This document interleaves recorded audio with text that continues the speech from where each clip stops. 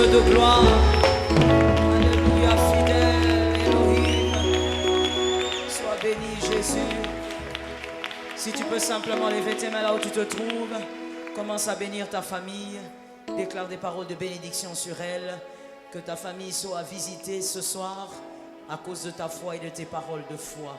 Vas-y, bénis ta famille. Déclare bénédiction et grâce. Alléluia. Jésus. Bénédiction et grâce. Bénédiction et grâce. J'entends un homme chuchoter, j'entends une femme chuchoter. Si tu peux simplement le faire mieux, bénis ta famille. Déclare bénédiction et grâce.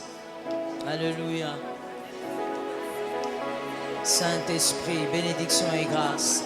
Visite, Seigneur, ma famille ce soir. Visite ma maison ce soir. Que ma famille soit arrosée par tes grâces. Ta fidélité est grande, je crois en elle. Ta fidélité est puissante, je crois en elle. Seigneur, visite ma maison ce soir. Bénis ma famille ce soir. Admirable Sauveur, je compte sur toi. Admirable Maître, je compte sur toi. Je sais qu'en toi, Seigneur, je peux espérer. Je sais que ma famille, Seigneur, sera fortement protégée et bénie par toi, Saint-Esprit. Je peux espérer. Alléluia. Merci, Seigneur. Tu peux lever tes mains, s'il te plaît.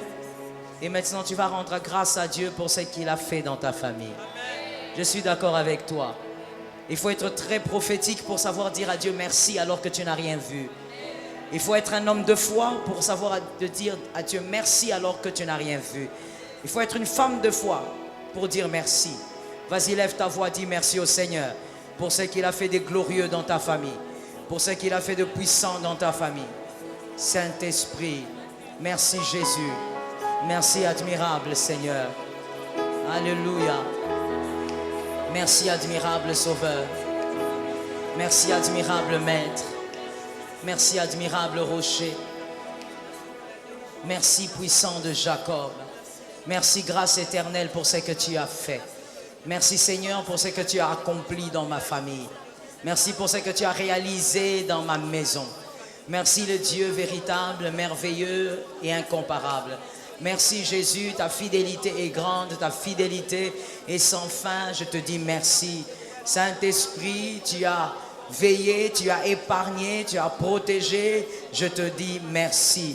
Merci Saint-Esprit pour ce que tu as accompli. Merci Saint-Esprit pour ton amour. Merci Saint-Esprit de faire bien au-delà de mes prières, bien au-delà de tout ce que je demande. Seigneur, tu fais, tu agis par grâce. Oh, merci Saint-Esprit. Merci Jésus. Maintenant, bien-aimé, je veux te demander d'adorer le Dieu de ta maison. Adore le Dieu de ta famille. Adore le Dieu que toi tu connais. Adore le Dieu que tu as su appeler à cause des expériences vécues. Pas le Dieu que tu appelles parce que c'est le nom qu'Abraham lui avait donné, mais parce que c'est le nom de tes expériences. Adore Jésus.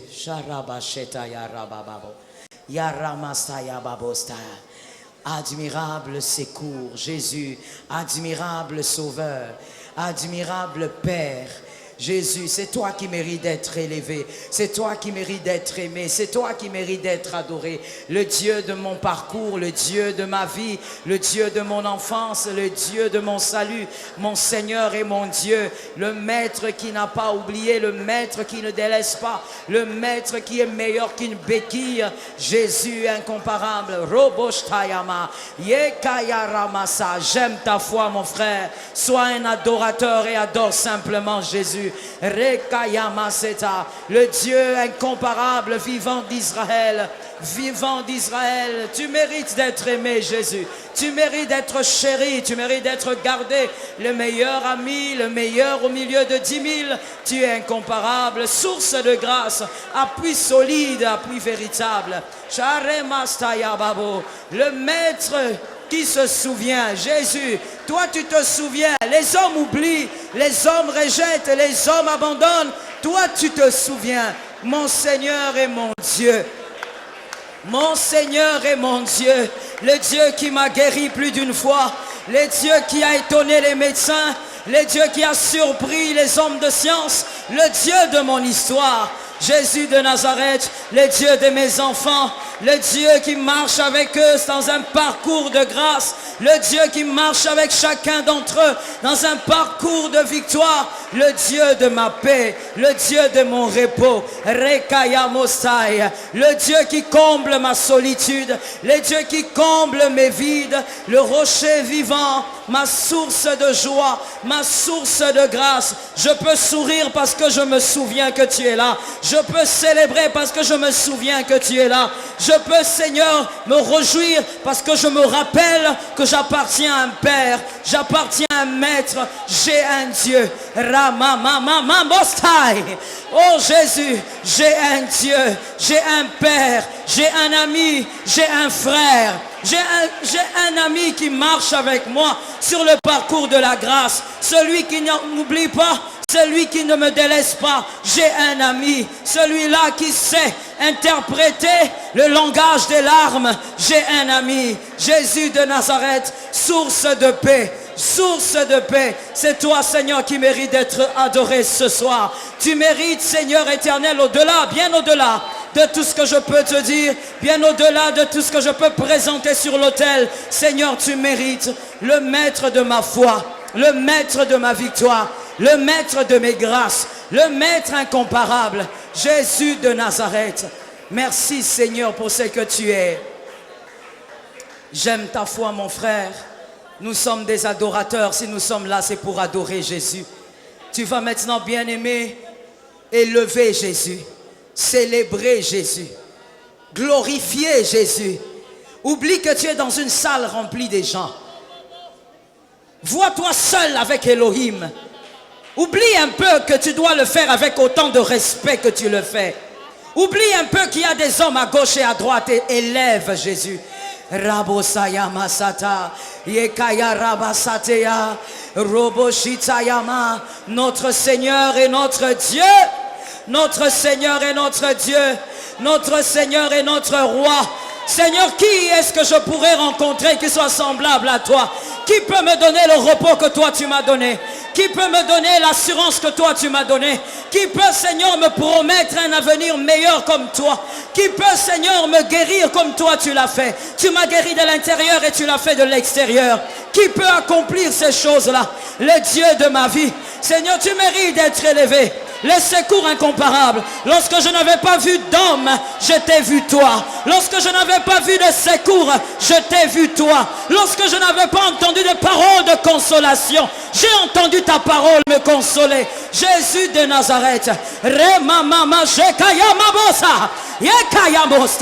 Jésus de Nazareth, victorieux d'Israël. Moi, Seigneur éternel, je ne parlerai pas comme Josias. Moi, je parlerai différemment. Moi, je dirai, Père, c'est toi qui es mon char d'Israël et sa cavalerie. Tu es mon char, oh mon Père.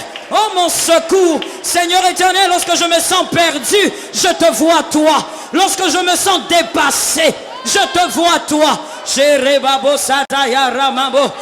un Dieu, j'ai un Dieu, j'ai un roi, j'ai un Père, j'ai un appui, j'ai un abri, j'ai un secours. J'ai un Dieu. Je ne peux pas oublier que j'ai un Dieu. Je ne peux pas oublier que j'ai un Père. Je ne peux pas oublier que j'ai un Maître. Je ne peux pas oublier qu'il y a quelqu'un qui m'a aimé avant même que je ne le connaisse. Je ne peux pas oublier le Dieu de ma vie, l'incomparable d'Israël. Je préfère rester avec toi. Jésus de Nazareth, je préfère rester avec toi. Tu es le meilleur endroit. Jésus, tu es le meilleur secours. Tu es le meilleur repos. Je choisis de rester avec toi.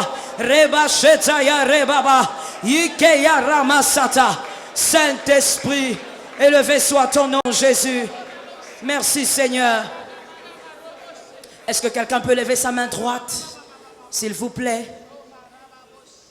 Il y a des mains que je ne vois pas. Est-ce que tu sais ce que c'est un culte? Merci.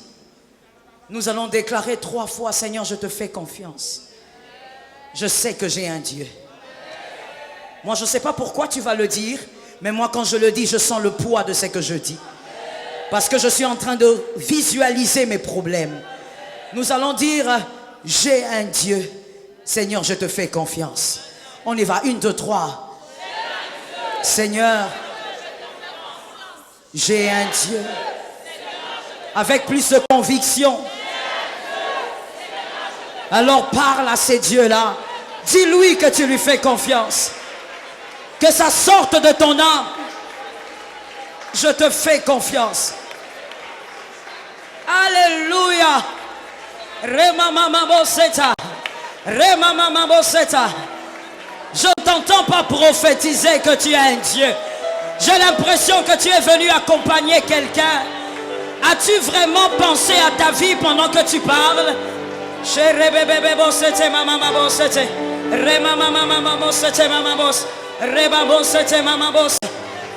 un Dieu. J'ai un Dieu. J'ai un Père. J'ai un roi. J'ai un maître. J'ai un rocher. Quoi qu'il arrive, je n'oublierai pas que j'ai un Dieu. Même en rampant, je n'oublierai pas que j'ai un Dieu. Même avec des larmes, je ne peux pas oublier que j'ai un Dieu. Le même qui m'avait secouru le fera encore. Le même qui m'avait délivré le fera encore. Le même qui avait une main tendue sur moi, il le fera encore. J'ai un Dieu. J'ai un Dieu. Le maître de mon... Alléluia. Alléluia. Thank you, Jesus. Le maître de mon salut. J'ai un Dieu. J'ai un Père. J'ai un roi. Merci Saint-Esprit. Lève les mains. J'entends le Saint-Esprit me dire, prophétisez que l'Éternel vous couvrira. Lève bien les mains. Peut-être qu'il y a la mort qui est en train de guetter. Ou peut-être que le Saint-Esprit le dit pour autre chose. Mais ne rate pas d'entrer dans cette couverture spirituelle. Lève bien les mains.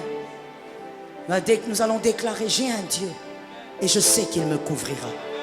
On va le dire 3 fois. Ensuite, tu le parles. Tu le dis pour toi, ta famille, tes enfants. On y va. 1, 2, 3. J'ai un Dieu. La deuxième fois. Parle avec foi. Connecte-toi à ça.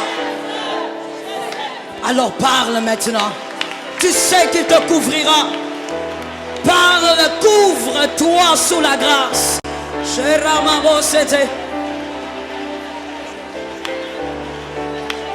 Alléluia, Lord.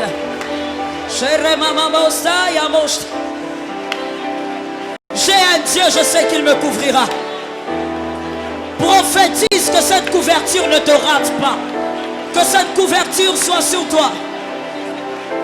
Nazareth, il peut tout changer. Il a la capacité de bouleverser. Moi j'ai un Dieu qui s'appelle Elohim.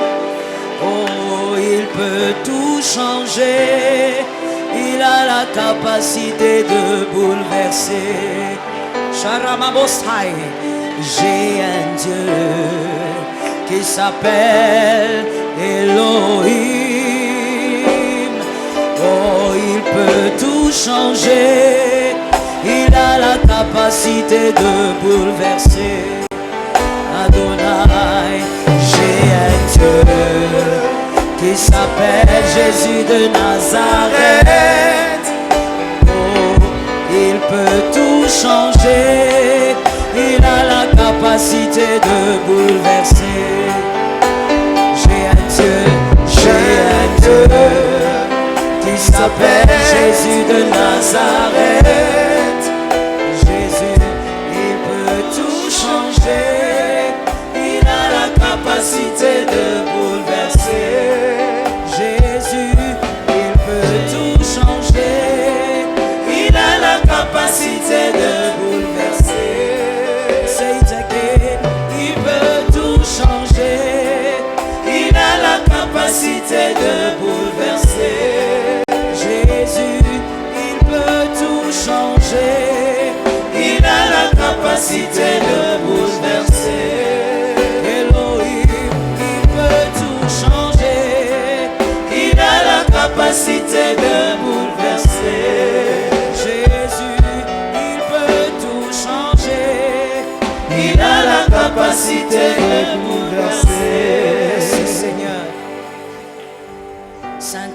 te faisons confiance. Nous savons que tu es réel. Tu es plus réel que notre existence. Nous croyons, Seigneur, que tu es capable de tout changer. Et nous croyons aussi que c'est toi qui nous couvres par tes grâces et par tes bontés. Merci de bouleverser les situations. Merci d'inverser les situations. Par ta grâce, merci de le faire.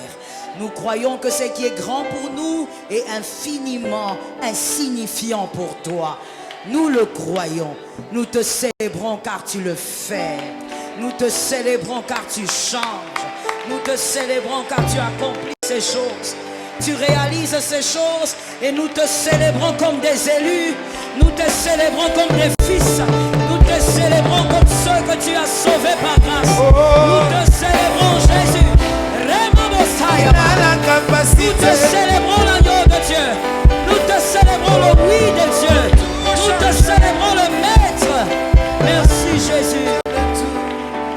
Merci Père. Tu vas prier pour la parole de ce soir. Demande au Seigneur de te transmettre sa vie. Nous prions au nom de Jésus-Christ. Jésus, merci de nous avoir réunis. Merci d'avoir permis que cette parole soit donnée ce soir. Que cette parole nous change. Que cette parole, Seigneur, nous guide vers toi, vers la vérité, vers le chemin. Merci pour cette parole, Seigneur, qui s'impose dans nos vies. C'est au nom de Jésus-Christ que nous avons ainsi prié. Amen. Que l'Éternel soit glorifié. Que l'Éternel soit béni. C'est comme ça que tu acclames le Sauveur. Acclame le Sauveur. Merci Jésus. Merci Saint-Esprit. Tu peux t'asseoir sous la grâce. L'Éternel est avec toi. Que l'Éternel vous bénisse. Zena Singh. Que l'Éternel soit élevé. Que le Seigneur soit glorifié. Que le Maître d'Israël soit glorifié. Que le rocher des âges soit béni. Il n'y a rien que le diable puisse pourrir et que Christ ne peut restaurer. Je bénis celui-là et je te donne ce que tu as cru, ce que tu as vu. Il n'y a rien que le diable puisse détruire et que Dieu soit incapable de restaurer. Jésus est capable de tout restaurer. Il est capable de tout changer. J'ai un Dieu qui s'appelle Jésus-Christ. Il peut tout changer. Il a la capacité de bouleverser. Tu as entendu? Il peut tout changer. Il a la capacité de bouleverser. It's so simple. Tu peux chanter ça. J'ai un Dieu qui s'appelle Jésus de Nazareth. Il peut tout changer. Il peut tout changer. Il a la capacité de bouleverser. Tu es trop fort, vas-y encore. J'ai un Dieu qui s'appelle Jésus de Nazareth. Il peut tout changer. Il peut tout changer. Il a la capacité de bouleverser. Quand tu le dis que quelque chose entre en toi. J'ai un Dieu qui s'appelle, comment? Qui s'appelle Jésus de Nazareth. Il peut tout changer. Il peut tout changer. Il a la capacité. Il est plus puissant que ton problème. Disons-le. J'ai un Dieu. Que le diable entende. Il s'appelle Jésus de Nazareth. Il peut tout changer. Il peut tout changer. Il a la capacité de bouleverser. Prophétise, il peut tout changer. Il a la capacité de bouleverser. Que ça entre dans ta maison pendant que tu le dis. Il peut tout changer. Il a la capacité de bouleverser. Même le cancer peut partir. Oh, il peut tout changer. Il a la capacité de bouleverser. Que celui qui est dans le coma sorte du coma. Il peut tout changer. changer. Il a la capacité de bouleverser. Pour la dernière fois, ça entre dans ton âme. Il peut tout changer. Il a la capacité de bouleverser. Je dis Amen 3 fois. Gloire à Dieu. Il peut tout changer. Faut lui faire confiance quand tu es en face de lui.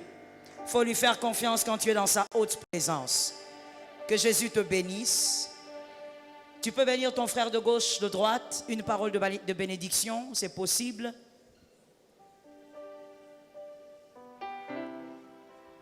Tu as déclaré la parole. Gloire à Dieu. Je ne sais pas ce qu'il t'a dit, mais moi je te dis, cette année tu seras béni plus que moi. Ça tombe sur ta vie. Nous sommes dans Famille Glorieuse au chapitre 6, les destructeurs des couples. Le point 3, c'était l'esprit de compétition. Le point 4 aujourd'hui, l'orgueil. Le point 3, c'était l'esprit de compétition. On a fini avec le vendredi passé. Aujourd'hui, le point 4, l'orgueil.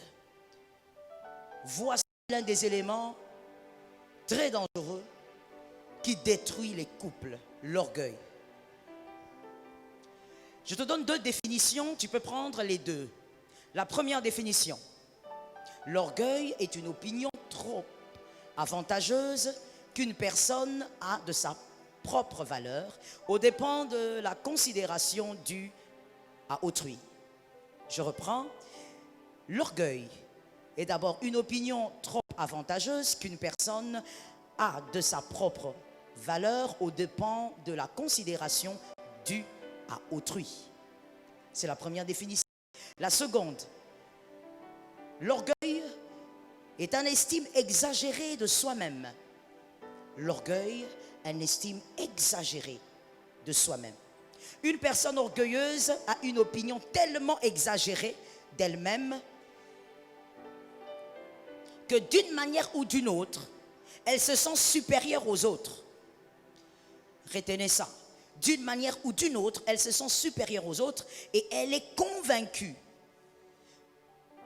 que sa supériorité, qui est en réalité illusionnaire, parce qu'on ne peut pas être supérieur à tous, mais elle est convaincue que cette supériorité est bien fondée. Une personne orgueilleuse est comme ça. Elle se sent tellement supérieure, d'une manière ou d'une autre. Elle se sent au-dessus. Et elle pense que cette façon de voir est fondée. Romains 12, 3, lisons ça. Si on peut nous le balancer, on va lire ça là-bas. Romains 12, 3, que dit la parole de Dieu? Romains 12, 3, on peut lire ensemble. 1, 2, 3, par la grâce qui m'a été donnée, je dis à chacun de vous de n'avoir pas de lui-même une trop haute opinion, mais de revêtir des sentiments modestes selon la mesure de foi que Dieu a départie à chacun. Parole du Seigneur. Voilà ce que l'apôtre Paul conseille. D'être modeste. Pourquoi?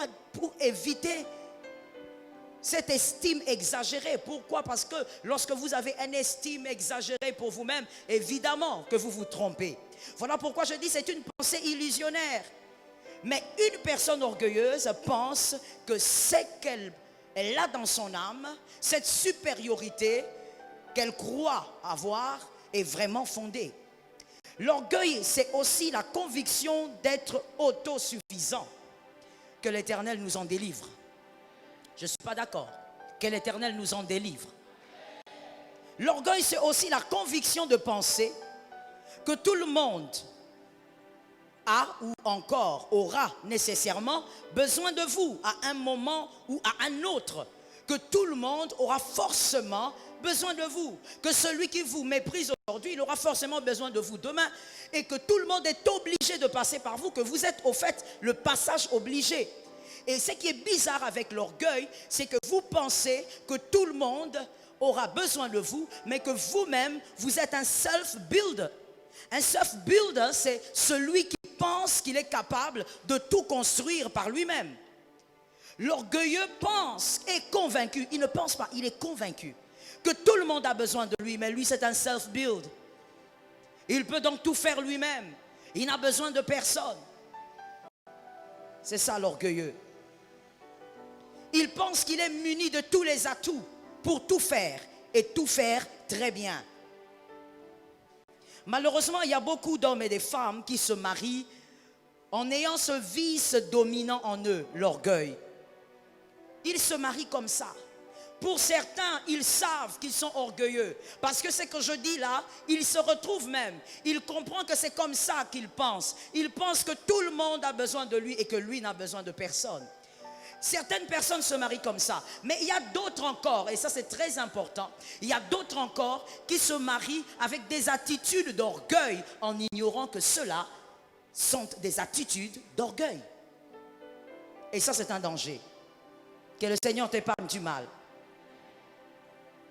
Lorsqu'on a des attitudes d'orgueil ou encore qu'on est orgueilleux, voici les 3 dangers qui nous guettent. Sois rapide pendant que tu écris. Voici les 3 dangers qui nous guettent. Premièrement, Ésaïe 2:12. Ésaïe 2:12. La Bible dit, car il y a un jour pour l'Éternel des armées contre tout homme orgueilleux et hautain, contre quiconque s'élève afin qu'il soit abaissé. Voici le premier danger. C'est que lorsqu'on se marie et qu'on est orgueilleux, orgueilleuse, on est un couple orgueilleux. Prenons d'abord le cas du couple. On est un couple orgueilleux. Voici le premier danger. C'est que vous vivrez toujours dans l'abaissement. Vous vivrez toujours dans la petitesse. C'est que vous vous appellerez grand pour Dieu et selon votre destinée, ce n'est pas grand. Vous vivrez toujours dans l'abaissement, dans la petitesse, car Dieu abaisse, garde dans l'abaissement les orgueilleux. Que le Seigneur préserve ton couple. Que le Seigneur préserve ton futur couple. Dieu vous garde dans l'abaissement. Même lorsque vous avez des prophéties d'épanouissement, des prophéties, tellement de prophéties données, mais vous demeurez dans l'abaissement, votre couple va demeurer dans l'abaissement parce que vous êtes un couple orgueilleux. Dieu veille à ce que l'orgueilleux reste dans l'abaissement. J'aimerais ouvrir une parenthèse importante et j'aimerais que tu m'entendes avec toutes les 3 parties de ton être. Lorsqu'on donne une prophétie, ça c'est une parenthèse que j'ouvre. Lorsqu'on donne une prophétie, il y a 2 dimensions dans une prophétie. Certaines personnes l'ignorent, d'autres encore oublient. La première dimension, c'est que quand on donne une prophétie, il y a ce qui est arrêté. Ce qui ne changera pas, tant que tu obéiras à Dieu, c'est arrêté. C'est comme le songe de Joseph. C'est déjà arrêté. À toi seulement de fonctionner selon les principes du Seigneur. Mais la deuxième dimension de la prophétie, ça c'est la dimension que j'aime beaucoup, c'est la dimension où l'Éternel te permet d'introduire dans ta destinée ce qu'il n'y avait pas, mais que tu peux introduire par le travail et par la foi. Cette dimension existe dans la prophétie. Une dimension où l'Éternel te donne carte blanche. À toi d'introduire une chose nouvelle si tu le crois. Je te donne un témoin biblique. Écoute bien et tu comprendras pourquoi j'en parle. Il y a dans 2 Rois 13, 15 à 19. Dans 2 Rois 13, 15 à 19. Il y a le roi Joas. Lorsque il apprend qu'Élisée est malade, il va vers lui, il dit, char d'Israël et sa cavalerie, mon père. Et finalement, Élisée lui donne des flèches. Il lui dit, lance. Il lance la première flèche. Et puis il lance 3 autres à terre. Élisée lui dit, pourquoi tu t'es arrêté? Qu'est-ce qui t'a pris? Dans la dimension prophétique, il y a cet aspect-là, où l'Éternel te ouvre une brèche. À ta foi d'imposer une chose nouvelle, une chose qui n'avait jamais été. Et c'est à ta foi et à ton travail d'imposer la chose. Élisée lui dit, mais pourquoi tu t'es arrêté à 3 flèches? Si tu avais continué, tu aurais exterminé tes ennemis. Mais là, tu vas juste vaincre tes ennemis. Écoute mon frère, même quand le Seigneur accorde à un couple orgueilleux les 2 dimensions de la prophétie, ce couple ne peut pas vivre l'accomplissement à cause de l'orgueil. Dieu garde dans l'abaissement les orgueilleux. Dis à ton frère que cela ne soit pas ton cas. Tu n'as pas à avoir peur de lui. Dis-lui que cela ne soit pas ton cas. Même lorsque, et ça des fois, moi et toi, mon frère, nous oublions. On dit, je suis un homme de promesses. Ça ne suffit pas. Et d'ailleurs, moi je vais un peu exagérer pour dire, être un homme de promesses ne veut encore rien dire. Ça ne veut rien dire. Il y a des hommes de promesses qui ont fini entre les cuisses de Dalila. Être un homme de promesses ne veut encore rien dire. Tu penses que Géasi à côté d'Élisée n'était pas un homme de promesses? Il était un homme de promesses. Mais quelque chose l'a rattrapé. Parce que dans la prophétie, il y a les deux dimensions. Mais quand on est orgueilleux, les deux dimensions ne peuvent pas vous atteindre. Vous croirez que vous attendez l'accomplissement. Or, le Seigneur vous a maintenu dans l'abaissement à cause de l'orgueil. Soyez délivrés de l'orgueil. Je disais, soyez délivrés de l'orgueil. Les couples orgueilleux. Le deuxième danger qui vous guette en tant que couple d'abord.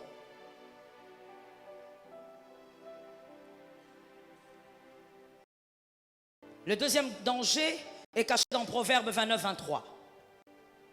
Proverbe 29, 23. L'orgueil d'un homme l'abaisse, mais celui qui est humble d'esprit obtient la gloire. Que l'Éternel te fasse grâce. Je reprends la parole. L'orgueil d'un homme l'abaisse, mais celui qui est humble d'esprit obtient la gloire. Que l'Éternel accorde à ton couple la gloire. Ça tombe sur ta vie. Que l'Éternel accorde à ton futur couple la gloire. Mais que l'Éternel accorde aussi au couple de tes enfants la gloire. J'ai l'impression que tu ne sais pas ce que c'est la gloire. Il faut peut-être que tu regardes la définition. Quand on dit gloire, mon frère, c'est gloire. Gloire, c'est à la manière de Dieu. Que l'Éternel accorde à ton couple la gloire. Mais voilà, la gloire n'arrive pas dans certains couples parce que le couple est orgueilleux. Frère, la bénédiction c'est bien, mais la gloire c'est autre chose. Voilà pourquoi je te disais, peut-être que tu ne dis pas amen parce que tu ne sais pas ce que c'est. La faveur de Dieu c'est magnifique. La gloire de Dieu c'est autre chose. La gloire de Dieu aveugle le diable. Lorsque la gloire de Dieu se manifeste, même le diable ne voit plus rien. Parce qu'il ne peut plus rien contrôler et il ne pourra plus rien toucher. Ah, je prophétise in the name of Jesus qu'une gloire nouvelle tombe sur ton foyer.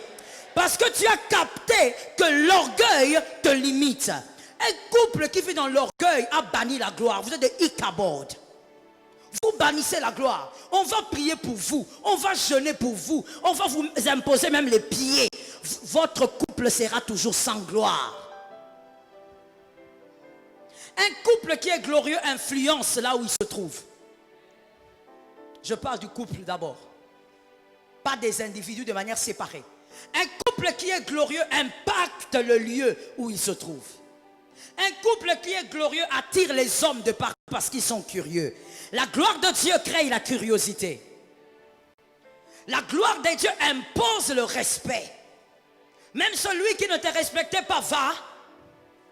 Ça tombe sur toi. Est-ce que tu entends ce que je dis? Même celui qui n'avait pas de respect pour toi va te respecter. Mephibosheth ne méritait pas respect. On méprisait Mephibosheth parce qu'il était perclus des pieds. Et pire encore, habitant à Lodébar. Mais lorsque la gloire est tombée sur lui, à cause de l'alliance de David et de Jonathan, tout le monde était obligé de respecter Mephibosheth. Avec ou sans pied, tout le monde respectait Mephibosheth. Je veux parler à un homme qui est venu. J'ai l'impression des gens qui sont venus en balade. Je parle à ceux qui sont venus au culte. La gloire de Dieu impose le respect. Avec ou sans maison, respect. Avec ou sans voiture, respect. Avec ou sans travail, respect. Avec ou sans vêtements chers, respect. La gloire de Dieu impose un respect.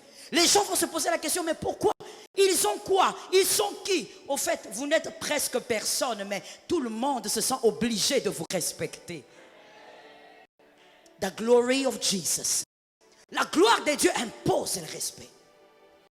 Refuse d'être un couple orgueilleux. Tu vas manquer la gloire. Tu seras un Ichabod. Combien de fois, je pense que tu l'as déjà remarqué, et peut-être même que le cas dont je parle, c'est le voisin le plus proche. Tu verras qu'il y a des gens, tu vois des couples, ils sont tellement talentueux. Tous les deux sont bourrés de talent, des aptitudes incroyables. mais ils ne vivent de rien par rapport à leurs aptitudes et à leurs talents. Ils vivent dans la médiocrité alors qu'ils sont remplis des richesses en eux. Tu n'as jamais vu ça? Tu n'as jamais vu ça? Ikabod. Il n'y a pas de gloire. Il y a le don, il y a les aptitudes, il y a les talents, mais il n'y a pas de gloire. À cause de l'orgueil. Que l'Éternel nous délivre ce soir. Et que la gloire de Dieu revienne dans ton foyer. Au nom de Jésus. Le troisième danger qui vous guette, Ésaïe 5, 21. Ésaïe 5, 21. Le troisième danger. Je lis la parole au nom de Jésus. Malheur à ceux qui sont sages à leurs propres yeux et intelligents à leur propre estime. Parole du Seigneur. Malheur à ceux-là. Ce sont les orgueilleux qui se sentent sages à leurs propres yeux. Donc quand il fait quelque chose, il sait, il se convainc au fait. Il se dit, ce que je fais là, c'est parfait. J'ai bien réfléchi. Je suis tellement sage. Qui t'a dit que tu étais sage? Qui t'a dit? Il est sage à ses propres yeux, intelligent à ses propres yeux. Il se convainc que c'est correct. Vous savez, quand vous êtes sage à vos propres yeux, vous ne chercherez pas le secours de Dieu. Vous allez compter sur votre sagesse. Quand vous êtes sage à vos propres yeux, vous n'allez pas compter sur les conseils des hommes. Or, bien-aimé, tu auras toujours besoin des hommes. Tu auras toujours besoin des conseils. Et certaines choses d'ailleurs, tu auras besoin, dont tu as besoin, tu les auras parce que tu sers un homme. Mais quand tu es trop sage à tes propres yeux, tu vas vraiment penser qu'il n'y a que ton intelligence qui compte. Et voici le malheur. La Bible dit c'est un malheur. Pourquoi? Parce que tu vas chuter. Celui qui est sage à ses propres yeux chute toujours. Dis à ton frère, celui qui est sage à ses propres yeux chute toujours. Merci. Cette ignorance, je parle de l'ignorance de l'orgueilleux, qui est sage à ses propres yeux, intelligent à ses propres yeux. Cette ignorance, de son ignorance, va le mener certainement à une décadence. La décadence sera visible. Pourquoi? Parce que il est ignorant de son ignorance. Que l'Éternel te parle de quelque chose. Ne sois jamais ignorant de ton ignorance. Voilà pourquoi un homme sage dit j'ignore. Un homme sage ne dit pas je sais. Un homme sage, même là où il pense savoir, il dit j'ignore. Apprenez-moi. Parce que ce que l'autre va t'apprendre sera forcément un ajout à ce que tu sais déjà. Est-ce que quelqu'un m'entend? Un homme sage ne dit pas je connais. Un homme sage dit apprenez-moi. Parce que dans ce que tu connais, il y a forcément des lacunes. Et lorsqu'on va t'apprendre, tu vas ajouter à ce que tu ne savais pas. Que l'Éternel nous aide. Un homme sage doit toujours se rappeler que dans ce qu'il sait, il y a des zones d'ombre. Et de cette manière, quand tu reconnais qu'il y a des zones d'ombre, tu vas chercher l'appui de Dieu. Tu vas demander au Seigneur de te guider vers les hommes qui pourront illuminer encore ta connaissance. Que l'Éternel nous aide. Le mariage, par sa genèse et par son naissance, n'est pas un cadre d'orgueil. Le mariage, par sa genèse et par son naissance, n'est pas un cadre d'orgueil. C'est Dieu qui a créé le mariage. Ce n'est pas un cadre d'orgueil. Dis à ton frère que le Seigneur nous aide. J'espère que quand tu le dis vraiment avec ton âme. Hein? C'est important. Il faut chercher la délivrance. C'est même de l'orgueil de croire qu'on n'est pas orgueilleux. Amen. Oui, c'est une forme d'orgueil aussi. Genèse 2, 22. Je veux qu'on nous place le verset et on va le lire tous ensemble. C'est un verset qu'on a retenu depuis l'école du dimanche. Genèse 2, 22. On va lire tous ensemble, c'est possible. 1, 2, 3. L'Éternel, Dieu forma. Je ne vous entends pas. Lisons ici. Si vous avez des Bibles, c'est bien, mais lisons ici tous ensemble. Ce sera un problème. 1, 2, 3. L'Éternel, Dieu forma une femme de la côte qu'il avait prise de l'homme. Et il l'amena vers parole du Seigneur. Voici la conception de Dieu sur le mariage. Ce n'est pas un cadre d'orgueil. Quand tu amènes l'orgueil, tu es en train de détruire certaines choses. Parce que Dieu ne l'a pas conçu comme ça. Avançons. Par rapport à ce verset, Genèse 2, 22, voici les mystères que nous avons pu relever. Premièrement, et tu vas constater qu'à cause de cela, le mariage ne peut pas être un cadre d'orgueil. Premier mystère. Si tu veux avoir la vie que tu souhaites, c'est-à-dire le bonheur, tu dois d'abord donner une partie de ta vie. On ne reçoit pas le bonheur sans avoir donné une portion de sa propre vie. Est-ce que quelqu'un me capte? On ne reçoit pas le bonheur quand on ne donne pas une portion de sa propre vie. Adam voulait le bonheur, il était obligé de donner sa cote. Est-ce qu'on se comprend? Est-ce qu'on se comprend? Dis à ton frère que l'Éternel nous aide. Ève voulait aussi vivre le bonheur. Ève s'est donnée totalement à son mari. On ne peut pas donc vivre le bonheur qu'on recherche sans donner une portion de sa vie. Voici comment le Seigneur comprend le mariage. Comment il a conçu le mariage.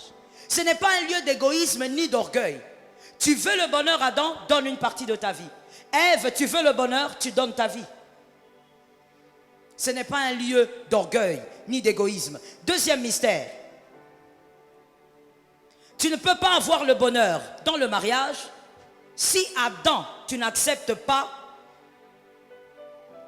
de dormir à un certain moment. Adam doit accepter de dormir à un certain moment s'il veut le bonheur. Adam, évidemment, ici, il s'agit de l'homme. Tu dois dormir à un moment. Le Seigneur n'a pas fait dormir Adam pour rien. N'est-ce pas qu'aujourd'hui, nous pouvons dire, le Seigneur m'a fait une opération sans cicatrice. Le Seigneur m'a guéri alors qu'on ne m'a pas opéré. Est-ce que le Seigneur avait besoin d'endormir Adam? Pour prendre la cote, est-ce qu'il avait besoin qu'Adam dorme? C'était une question. Est-ce qu'il avait besoin de ça? Est-ce qu'aujourd'hui, il ne te guérit pas sans qu'on t'ouvre le ventre? Est-ce qu'il ne te guérit pas sans qu'on t'ouvre le torse? Est-ce qu'il avait besoin qu'Adam dorme? Oui, parce que cela a une signification importante dans l'humilité dans le mariage. Tu ne peux pas chercher le bonheur dans le mariage si, monsieur Adam, tu ne dors pas pendant un temps. C'est-à-dire quoi? C'est-à-dire te présenter devant ta femme avec toutes tes faiblesses. Présenter à ta femme toutes tes faiblesses. Un cadre d'humilité. Ce n'est pas un cadre où le mari doit montrer qu'il est Rambo. Tu n'es pas Rambo. Quand tu continues comme ça ou quand tu commences comme ça, tu amènes l'orgueil et Dieu n'a pas conçu le mariage comme ça. Tu dois dormir. Et dormir, c'est l'état d'une certaine faiblesse. C'est comme ça que quand tu dors, même un moustique peut venir te piquer. Tu ne ressens rien, tu es faible. Dormir, c'est l'état de faiblesse. Mais tout homme dans le mariage doit être capable de se présenter devant sa femme et présenter toutes ses faiblesses sans avoir peur d'être détruit par sa femme. Que Dieu te bénisse. Et de même aussi, Ève, tu ne peux pas être heureuse si tu ne laisses pas le Seigneur te fabriquer avec la cote d'Adam. Tu ne peux pas être heureux si tu ne laisses pas le Seigneur te façonner avec la cote d'Adam. C'est-à-dire quoi? La femme qui veut être heureuse dans son foyer doit tuer l'orgueil. Elle doit être façonnée selon la vision de son mari. Elle doit être façonnée selon la perception de vie de son mari. Mais j'insiste que cela soit positif. Une femme qui ne se laisse pas façonner par la vision de son mari est une femme orgueilleuse. Et ce n'est pas le mariage. Dieu n'a pas prévu ça comme ça. Un homme qui ne se présente pas, qui ne présente pas ses faiblesses devant sa femme, qui a peur de sa femme, qui croit qu'il doit être Rambo devant sa femme, ne vit pas dans le cadre du mariage créé par Dieu. Que le Seigneur nous vienne en aide. Qui a dit Amen? C'est celui qui a dit Amen qui vit quelque chose. Le troisième mystère, toujours par rapport à ce seul verset. Donnez-moi le verset dont on a parlé, Genèse 2, 22, il faut laisser ça là. Le troisième mystère par rapport au même verset. Il n'y a pas de bonheur dans un foyer si l'homme n'apprend pas à attendre patiemment que Dieu prenne le temps de façonner sa femme. Un homme orgueilleux n'est pas patient. Face aux imperfections de sa femme, il n'est pas patient. Mais un homme selon Dieu, comme Adam, qui attend patiemment que Dieu puisse façonner sa femme. C'est-à-dire, ta femme a des défauts, elle en a d'ailleurs beaucoup, mais tu dois laisser le temps à Dieu pour changer et transformer sa vie. Il n'y a qu'un homme humble qui apprend à attendre que Dieu change sa femme. Qui a dit Amen? Il n'y a qu'un homme humble qui comprend que le changement doit prendre du temps et il faut attendre pour être heureux. Adam a attendu.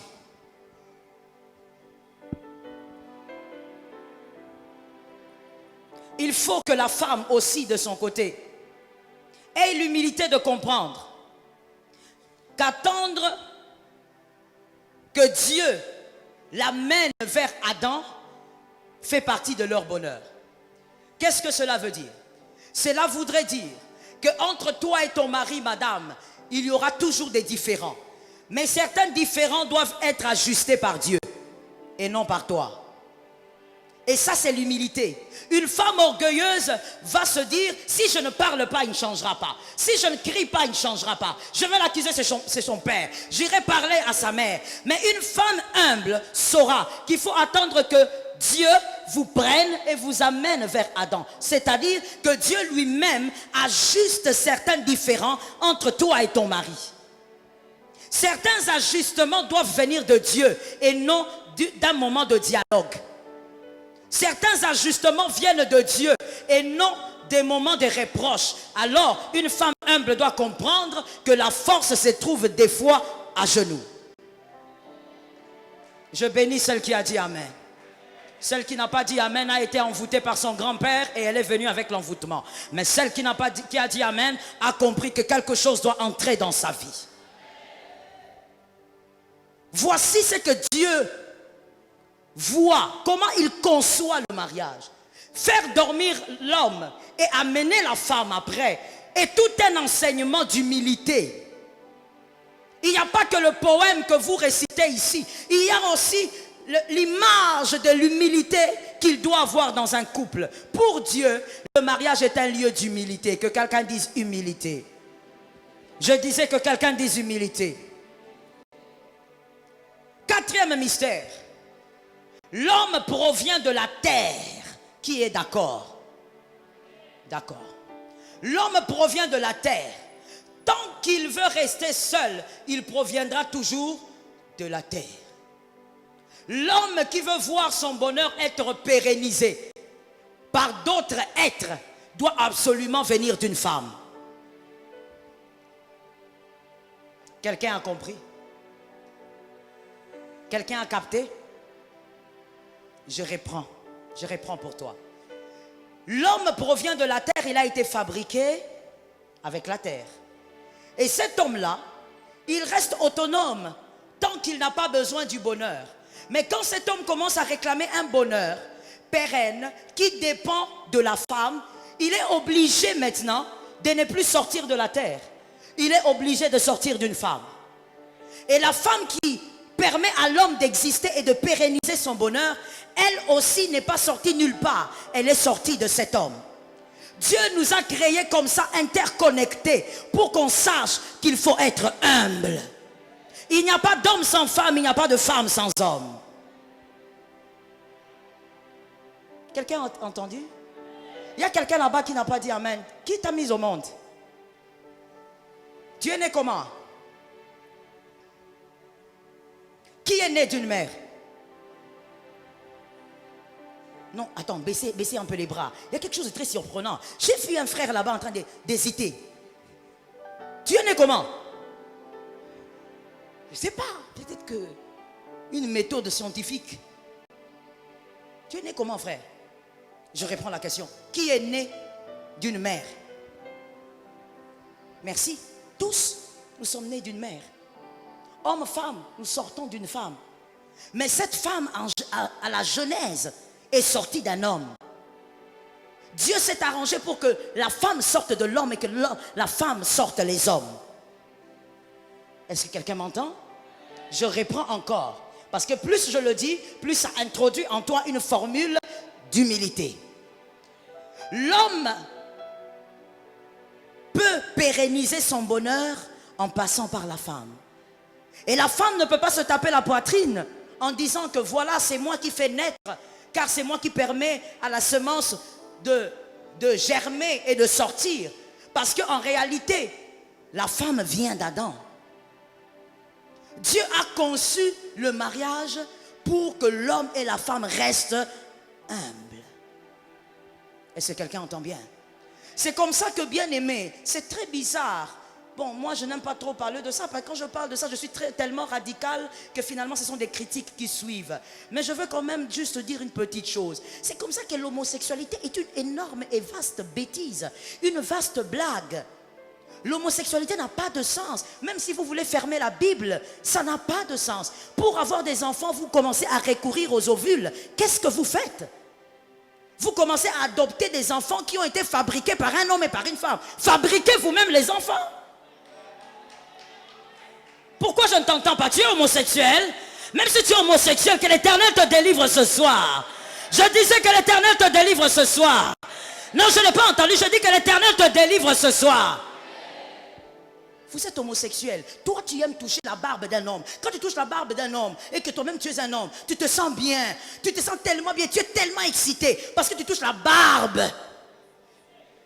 Dégoûtant. Tellement dégoûtant.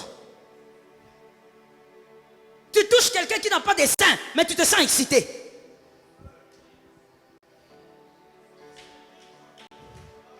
Non, est-ce que je peux parler? Est-ce que je peux parler? Dieu a créé la poitrine de la femme pour que ça excite l'homme. Ainsi les choses ont été faites. Mais toi tu es un homme. Tu es en face d'un homme qui a des muscles comme toi. Au lieu de prendre cet homme, de l'envoyer vers une quinoise ici qui cherche les mariages, toi tu t'accouples avec un homme. Abomination. Faites les enfants vous-même. Il y a tellement de femmes ici. Regarde comment mes filles là, elles ont même vieilli là. Elle cherche des hommes. Mais vous verrez, le diable est mauvais. Que quelqu'un dise à son frère, le diable est impoli. N'a comprendre. Tu n'as pas dit à ton frère, parce que pour toi le diable c'est ton cousin. J'ai dit à ton frère, le diable est impoli. C'est que moi j'ai remarqué, sous ce soleil, la majorité d'homosexuels sont très beaux. Tellement beaux. Donc quand tu regardes toi-même, tu dis, quelle perte. Mais tu préfères toucher un homme. Il n'y a pas de poitrine. Mais toi tu aimes ça. Tu aimes le plat.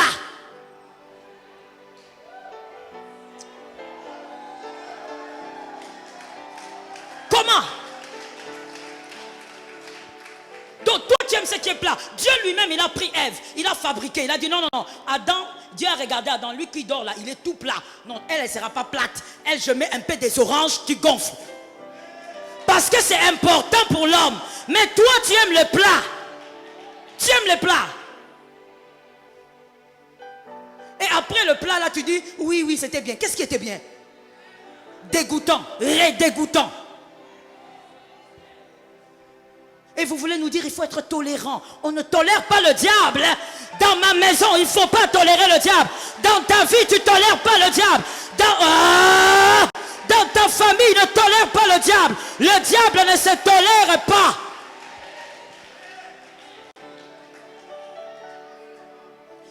On va tolérer le sommeil, on va tolérer la colère, on va tolérer l'impatience. Le diable, on ne le tolère pas.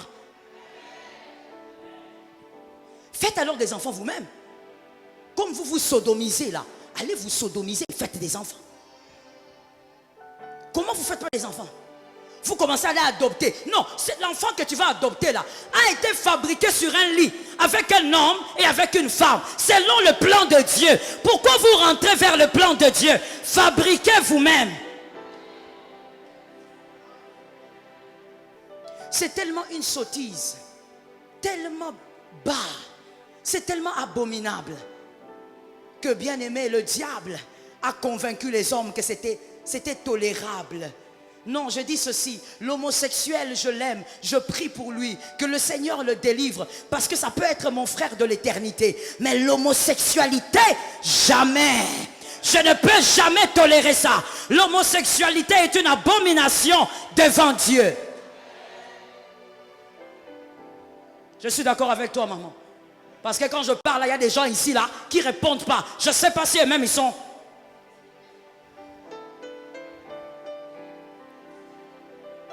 L'homme doit dépendre de la femme et la femme dépend de l'homme. Ainsi ont été faites les choses. Le Seigneur veut nous rappeler toujours l'humilité. Sois humble. Aujourd'hui, tu es un homme, tu es marié, tu fais un enfant. Tu dois confier ta semence à quelqu'un. Et cette personne va se balader avec cette semence. Elle va croître en elle. Et c'est elle qui va commencer à veiller. C'est elle qui devient la gardienne. Tu dois absolument dépendre de la femme. Et la femme dépend de l'homme. Il n'y a pas d'existence sans cela. Que Jésus nous aide. Lorsque l'un des conjoints, c'est par là que je vais finir, lorsque l'un des conjoints, parce qu'au premier point, ou tout au début, j'ai parlé d'un couple orgueilleux. Mais là maintenant, je parle de l'un des conjoints qui est orgueilleux. Lorsque l'un des conjoints est orgueilleux, voici ce qui arrive. Avant cela, permets-moi de faire ceci avec toi. Lève ta main droite et dis, Seigneur, délivre-moi de l'orgueil. Merci, au nom de Jésus. Lorsque l'un des conjoints est orgueilleux, premièrement, il va freiner la croissance du couple. Le couple ne va plus croître. Je t'ai déjà enseigné ici que le couple doit croître. Dieu a une mission pour chaque couple. Dieu a une mission aussi avec chaque couple. Tout couple doit croître. Couple d'enfants de Dieu, couple chrétien, vous devez croître. Mais l'orgueil arrête la croissance du couple. Parce que l'un des conjoints est orgueilleux. Il ne peut pas avoir croissance. Deuxièmement, il y a risque que le conjoint orgueilleux détruise les valeurs de celui qui est humble. Lorsqu'il y a un conjoint orgueilleux dans le foyer, il y a risque que celui qui est orgueilleux détruise les valeurs de celui qui est humble. Nous l'avons vu plusieurs fois. Il y a des femmes, il y a des hommes humbles qui ont vécu ou qui vivent avec des conjoints orgueilleux. Et finalement, qu'est-ce qu'ils se disent? Ils disent non, maman, moi je pense que je vais arrêter ça. Je vais arrêter de commencer à supplier mon mari, à supplier ma femme. Je vais d'ailleurs arrêter de lui demander pardon. Parce qu'il n'y a que moi qui le fais. Il n'y a que moi qui fais le premier pas. Pourquoi pas lui? Beaucoup de conjoints humbles ont été détruits par l'orgueil de leur mari ou femme. Lorsque vous avez un conjoint orgueilleux, il peut détruire même vos valeurs d'humilité. Parce que personne n'aime se rabaisser tout le temps sans voir le retour. Lorsque tu te rabaisses, il faudrait que le jour suivant, ça soit l'autre aussi qui se rabaisse. Mais quand on a un conjoint orgueilleux, même vos valeurs d'humilité vont mourir. Vous allez les détruire. Parce que vous allez vous dire, ça ne sert à rien. Tout ce que je fais, lui ne le voit pas. Et lui ne me rend pas l'ascenseur. J'arrête. Que le Seigneur nous préserve. Je dis à un homme qui n'est pas encore marié, avant d'épouser cette fille, vérifie bien si elle n'est pas orgueilleuse. Ne confonds pas les caprices de femme avec l'orgueil. L'orgueil, c'est l'orgueil. Elle ne demande jamais pardon. Attention, on va en venir. L'orgueil, c'est l'orgueil. Tu vas souffrir si tu épouses une femme orgueilleuse. Tu vas sérieusement souffrir. Tu vas faire intervenir les familles. Est-ce que je peux dire quelque chose? Je peux? Ouais, je suis bien encouragé là. Moi, j'aime quand je suis encouragé. Je dis ceci. Il faut me dire ça parce qu'il y a un autre là qui ne me regarde pas bien. C'est comme s'il est venu envoûter le culte. Je dis ceci. Vous savez qu'il y a des couples qui ont commencé, évidemment, comme tout le monde, très faiblement, qui ont grandi ensemble et qui ont fait des années sans jamais appeler les membres de la famille. Quand il y a des conflits, je parle des conflits, jamais. Vous savez, pourquoi vous me regardez comme ça? Vous n'avez jamais vu ça? Que ça entre dans ta vie au nom de Jésus. Qui ont fait des années sans jamais appeler. Papa vient, oncle vient, petit frère de papa, venez, maman, viens trancher ici. Non, jamais. Ils ont vécu comme ça, sans jamais faire intervenir la famille. Pourquoi? Non seulement parce qu'ils règlent les problèmes eux-mêmes, mais aussi parce qu'ils ont tué l'orgueil. C'est des fois l'orgueil qui pousse à un homme de dire, maman, venez prendre votre fille ici, venez la rééduquer. C'est quoi ça d'abord? C'est d'abord un manque de politesse pour la belle-mère. Comment tu peux dire qu'une grande fille comme ça, grosse comme ta femme, qu'on puisse la rééduquer? Elle est trop grande. Tu veux qu'on la rééduque par qui? C'est un manque de respect pour la belle-mère. Par la grâce de Dieu, j'ai 17 ans de mariage. Et l'Éternel me fait grâce. Tu reçois la grâce aussi sur ta tête. C'est toi qui as acclamé en premier. Il y a d'autres qui sont jaloux carrément. Jamais moi et mon mari, on a appelé un membre de famille pour traiter un problème. Jamais. Je l'ai dit devant plusieurs témoins. Jamais. Si nous devons nous tirer les cheveux, on va le faire dans la chambre et on va finir là-bas. Jamais. Gloire à Dieu. Dieu a permis que ma mère parte très vite. Bon, très vite, c'est-à-dire avant que je ne me marie. Mais mon père est là, par la grâce de Dieu. Il est en train d'aller vers les 90. Bien, il va arriver là-bas. Il va arriver. Je crois.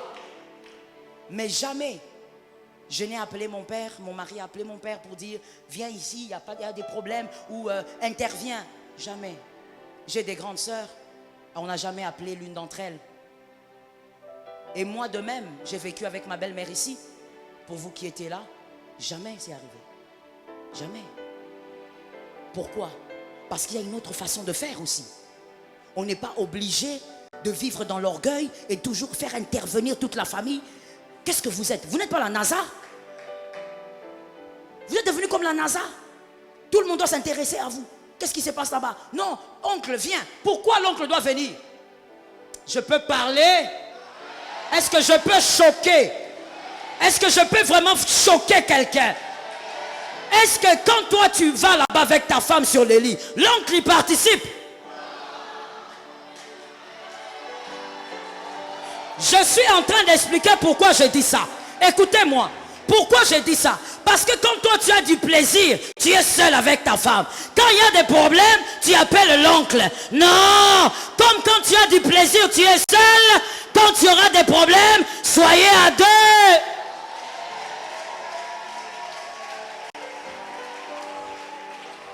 Hein? C'est comme qui dirait, je vais essayer de le dire en lingala, si c'est pas bien dit, il faut corriger. Hein? C'est comme qui dirait, ozolia biloko ya sukali yomoko. Soki ekomi ya bololo, obengi batu. Tu es sorcier. Je dis tu es sorcier. Vous les hommes qui appelez la famille, vous les femmes qui appelez la famille, vous êtes des sorciers. Il fallait que tu tombes sur une mère comme moi. J'allais vraiment te répondre. Quand tu es là-bas dans la sucrerie là-bas, est-ce que tu es avec moi? Un peu de respect pour la famille.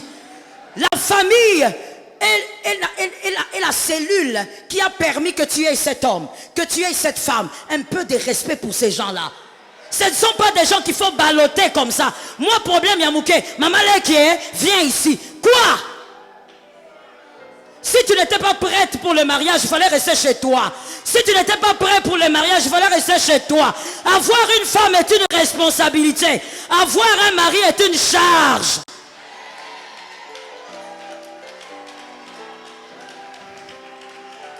Est-ce que quelqu'un m'a entendu? Avoir un mari, c'est une... Avoir une femme, responsabilité. Avoir une femme est une responsabilité. Avoir un mari, retiens les deux choses. Si tu es un gamin, que tu as 45 ans, mais dans la tête tu es toujours gamin, n'épouse pas une femme. La femme est une responsabilité. C'est-à-dire, deux fois elle monte, elle descend, mais tu dois avoir la maîtrise d'un leader. Tu dois savoir comment la maîtriser. C'est une responsabilité. Avoir un mari, c'est une charge. C'est lourd. C'est lourd. C'est plus lourd que l'alliance qu'on met au doigt. Ça pèse. À des moments, vous allez parler. Vous dites non, non, non, ne faisons pas ceci. parce que cet argent ne va pas suffire. Il te dit, oui, oui, oui, oui, tu as raison chérie. Oh là là, heureusement que tu es ma femme. Tu restes calme. 2 jours après, où est l'argent chérie? Hein? Chérie, l'argent qu'on avait dit qu'on va garder. Ah, l'argent là. Bon, j'avais un problème urgent. L'argent est parti. Charge. Tu es obligé de supporter ça. Même si cette erreur-là va engloutir toute la famille, tu es obligé de supporter. Si toi tu es jeune sœur, tu n'as pas des épaules costauds pour porter la charge, reste encore célibataire. Au lieu de commencer à dire aux gens, je connais des garçons comme ça, ils appellent, papa Leki, viens chercher ta fille ici. Si c'était moi le papa Leki, j'allais dire, reste avec ta femme là-bas. Avant de se marier, il faut réfléchir. Et il faut savoir qu'il y a charge et responsabilité. Que l'Éternel nous fasse grâce. Lorsqu'on est orgueilleux, troisièmement, l'orgueilleux dans le couple va imposer très souvent un mauvais climat. Va imposer une mauvaise atmosphère. On n'est jamais dans la joie. Un couple est un lieu de joie. Ça tombe sur toi, Moïse. Même Adam a dit, voici cette fois celle qui est os de mes os. Il était dans la joie. Tu ne peux pas être dans un couple, tu as toujours le visage fermé. Tu sais que tu es malheureux. Qu'est-ce qui t'arrive? C'est un lieu de joie, un lieu de bonheur. Mais quand on est orgueilleux, on est là, on ne veut pas causer avec sa femme, on ne veut pas parler. Et qu'est-ce qu'on dit? On dit, bon, de toutes les manières, cette femme n'est pas intelligente.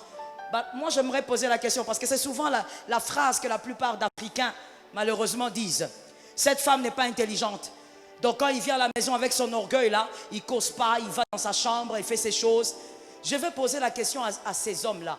C'est un grand risque que vous prenez. Vous prenez le risque de faire des enfants avec une femme moins intelligente. C'est un grand risque, pourquoi? Parce que la personne qui éduque les enfants, c'est la femme. Donc au fait, vous faites des enfants qui vont être éduqués par une femme moins intelligente. Au finish, vous aurez des enfants. Quel risque? Je crois que celui qui a un problème d'intelligence, c'est celui qui prend ce genre de risque. Quand tu prends ce genre de risque, tu as un problème d'intelligence. Comment toi, celle-là est ta femme, et tu dis qu'elle est moins intelligente, je n'ai pas le temps de passer du temps avec elle. Ce qu'elle dit, c'est toujours bas. Comment tu as fait d'abord pour te retrouver avec une femme qui dit des choses toujours basses? L'orgueil. Quand il y a des hommes comme ça, vous savez, il y a un monsieur comme ça qui était dans mon bureau, il me racontait des choses comme ça, à dormir debout.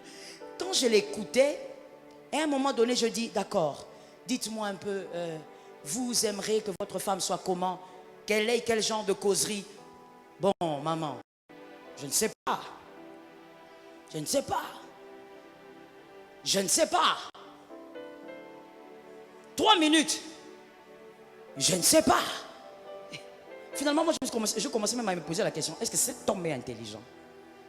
Non, je commençais même à me poser la question, comment un homme adulte de cet âge, il peut 3 minutes? Je ne sais pas. Toi, tu fais quel genre de causerie? Tu as dit qu'elle n'est pas intelligente, tu veux qu'elle parle de quoi? Il ne sait pas. Jusqu'à quitter de mon bureau, il ne savait pas ce qu'elle voulait. Des fois, on se plaint par orgueil. Le problème n'est pas la personne qui est en face, c'est l'orgueil que tu as. Sois délivré de l'orgueil. Je suis d'accord avec toi. Lorsqu'on est orgueilleux, un conjoint orgueilleux, on rendra le dialogue difficile, comme je viens de le dire.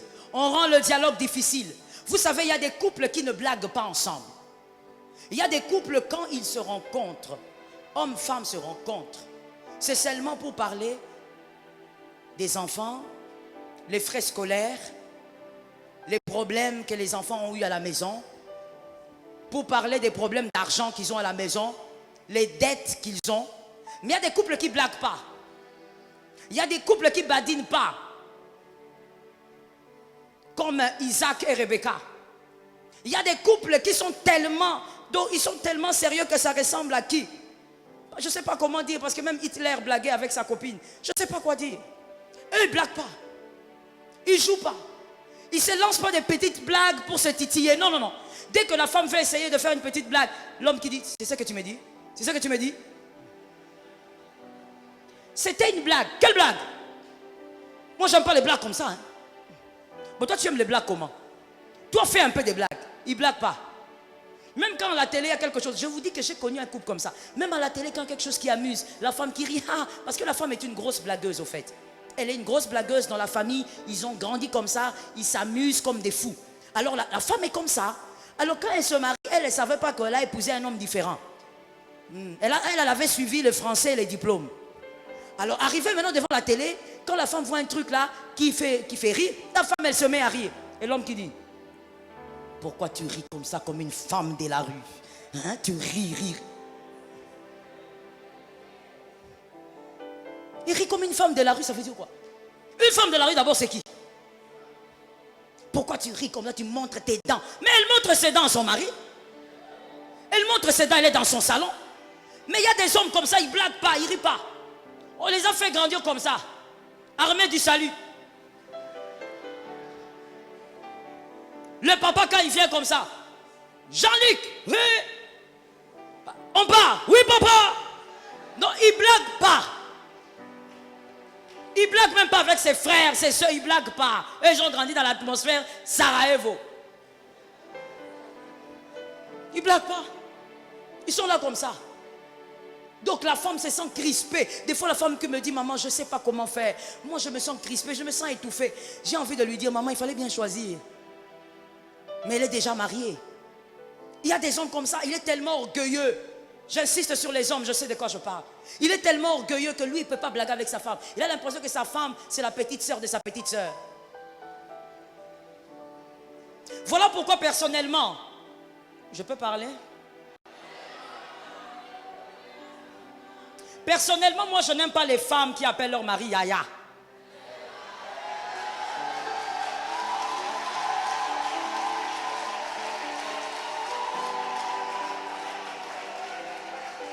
Regarde les hommes qui aiment qu'on les appelle Yaya. Ils rient pas. Ils veulent qu'on les appelle Yaya.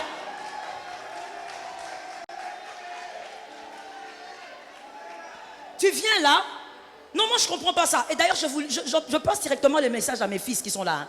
Moi, je ne comprends pas quand votre femme, elle me parle de vous, ou bien le mari me parle de sa femme.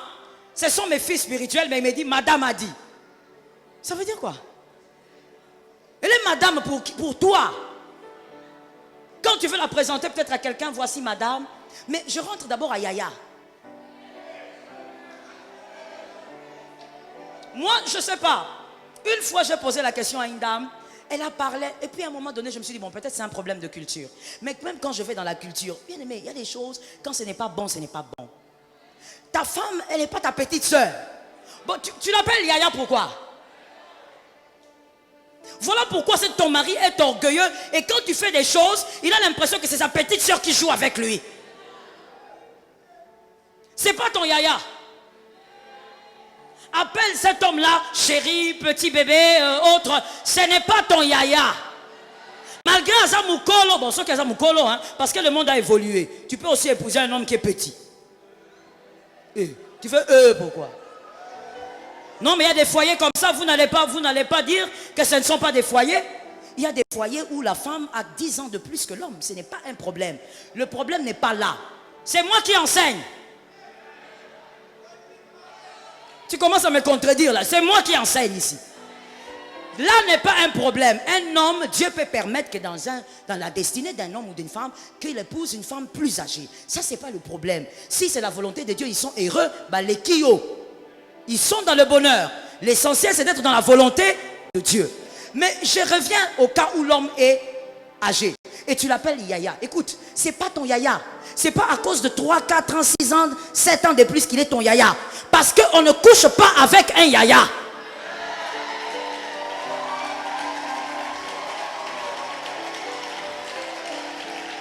Tu me regardes comme ça, pourquoi?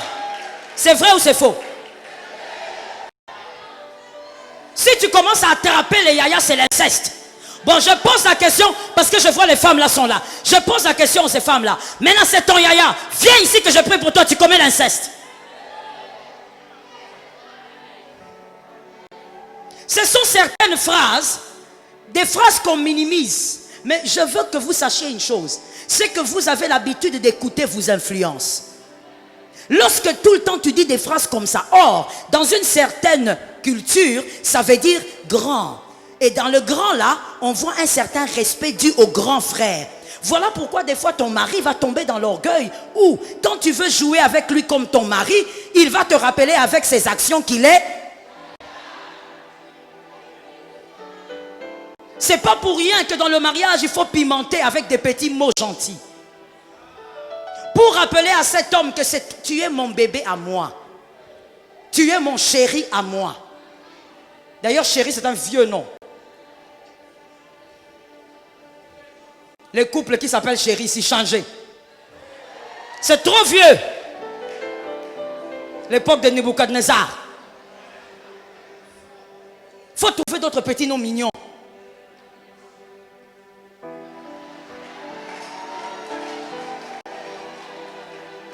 Ça, c'est pas moi qui ai dit, c'est elle. Je disais donc, il faut éviter ça. Des fois, il y a des choses qu'on répète de manière désintéressée, mais qui tuent l'harmonie et la joie, le bonheur d'un couple. À des moments où on peut dialoguer, à des moments où il faut blaguer, à des moments où il faut jouer, il faut même rouler à terre avec ta femme. Tu ne peux pas le faire, tu es trop yaya. Tu es tellement yaya que... Et puis tu dis même à ta femme, je sais que quand je parle à des gens ici, je sens dans mon esprit qu'ils sont là. Tu dis même à ta femme, ah, laisse les choses comme ça comme des petits enfants.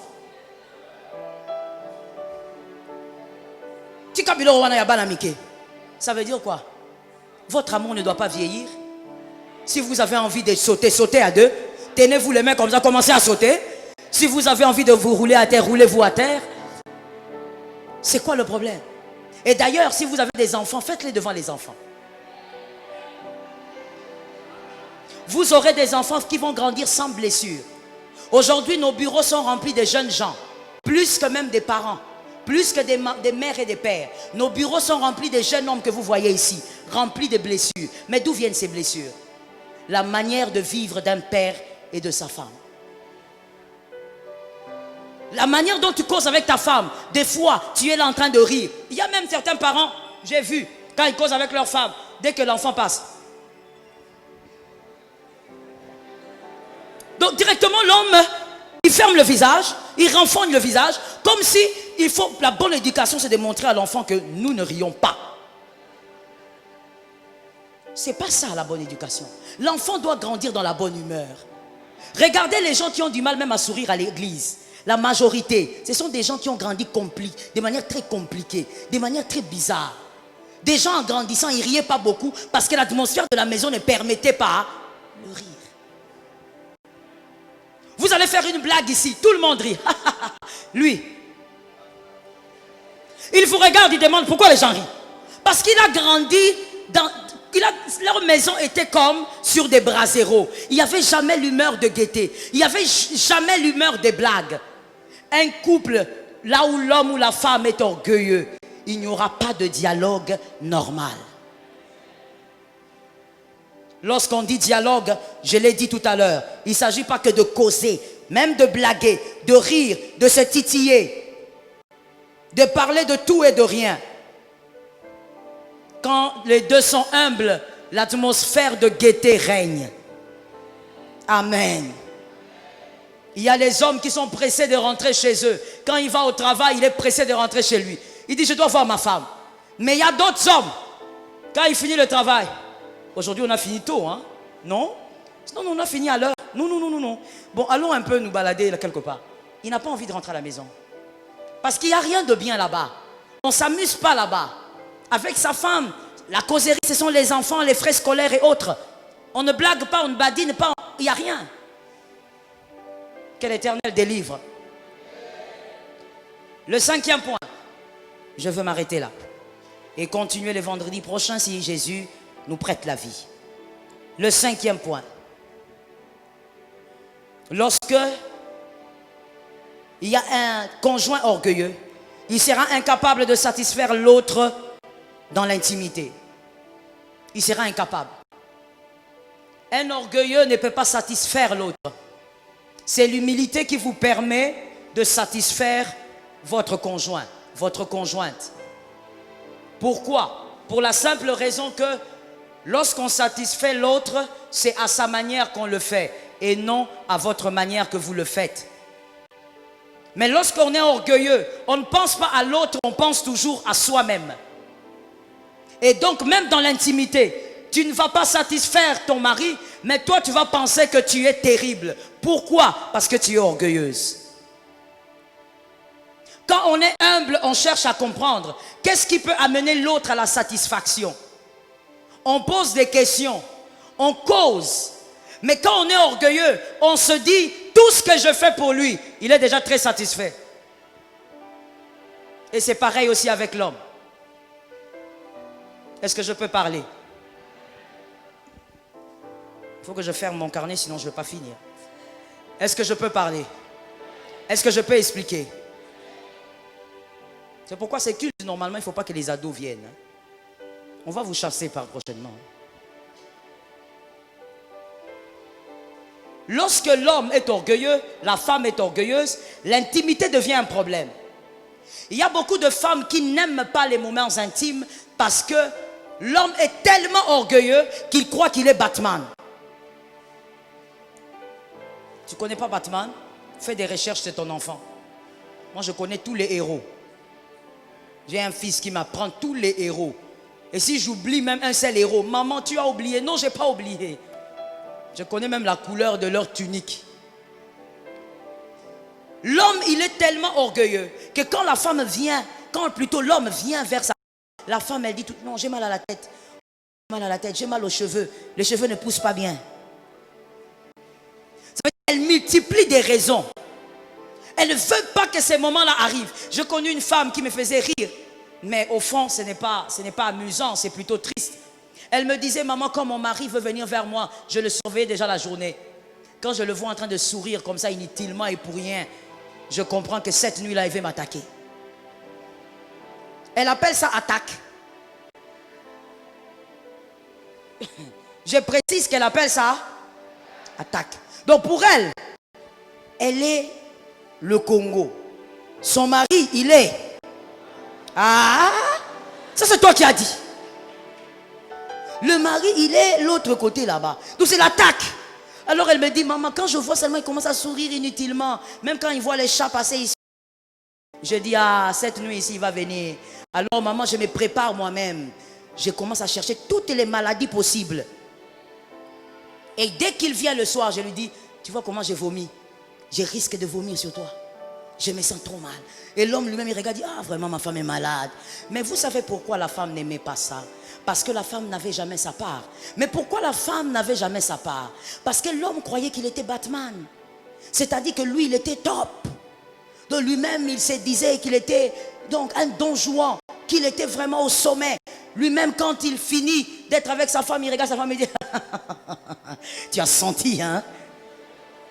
Sa femme regarde et dit, oh Seigneur, dans le cœur, vous savez, on a éduqué l'africaine, hein, la femme africaine, de ne pas se prononcer face à des choses comme ça. Donc la femme peut être en train de souffrir. Elle n'est jamais satisfaite, mais elle dit jamais à son mari. Jamais. Elle est toujours là, oui chérie, c'était bien. Mais elle fuit. Mais qu'est-ce qui amène l'homme au fait à ne pas satisfaire? L'orgueil. Il croit qu'il connaît tout.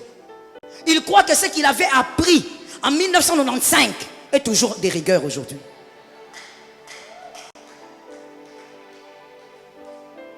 Voilà. L'orgueil. Ce sont des choses qui détruisent, qui tuent. Moi, j'ai vu des hommes être adultères. Pourquoi? Maman, ma femme ne me donne pas. Ma femme ne veut pas. Ma femme. Mais quand tu rentres vers la femme qui dit, maman, je veux quoi? Maman, que je donne quoi? Pourquoi? Pour quelle raison? Je dis, mais pourquoi tu es insolente comme ça? Qu'est-ce qu'il y a? Je dis, maman, il n'y a rien là-bas. Il n'y a rien. Ça veut dire quoi? Non, je n'ai jamais ma part. Lui, il n'a que sa part à lui. Et moi, je n'ai jamais ma part. C'est quoi le problème? Et une autre femme va dire, est-ce que je peux parler? Non, si toi tu es gêné, la porte elle est ouverte. C'est pourquoi on laisse la porte ouverte. Il faut attendre dehors l'heure de la prière et puis tu reviens. On m'a appelé ici pour enseigner, non? Est-ce que je peux parler? Il y a même de ces hommes qui disent